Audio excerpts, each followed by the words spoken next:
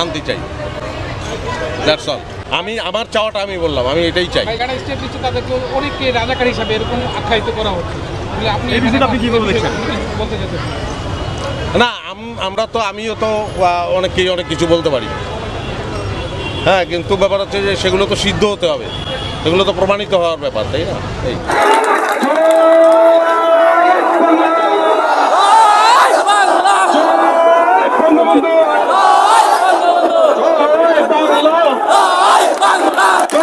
এই বঙ্গবন্ধু আমরা সবাই মুজিব শোনা, শেখ হাসিনার ভয় নাই, রাজপথ ছাড়ি নাই, শেখ হাসিনার ভয় নাই, আমরা সবাই মুজিব শোনা, ভয় করি না বুলেট বোমা, জয় বাংলা।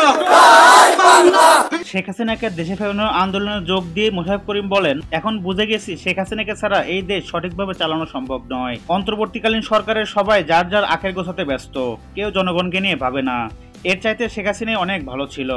মোশাররফ করিম আরো বলেন, আমি এখন মনের প্রাণে চাই শেখ হাসিনা দেশে ফিরে আসুক, কারণ শেখ হাসিনা দেশে থাকা অবস্থায় গরিব মানুষগুলা দুমুঠো খেয়ে পরে বেঁচেছিল, কিন্তু এখন তারা না খেয়ে মরছে। তাই আমি চাই শেখ হাসিনা দেশে ফিরে এসে আবারও ক্ষমতায় বসুক। প্রিয় দর্শক, মোশাররফ করিমের এমন বক্তব্যকে আপনারা কিভাবে দেখছেন তা অবশ্যই কমেন্ট করে জানিয়ে দিবেন আমাদের ভিডিওর কমেন্ট বক্সে।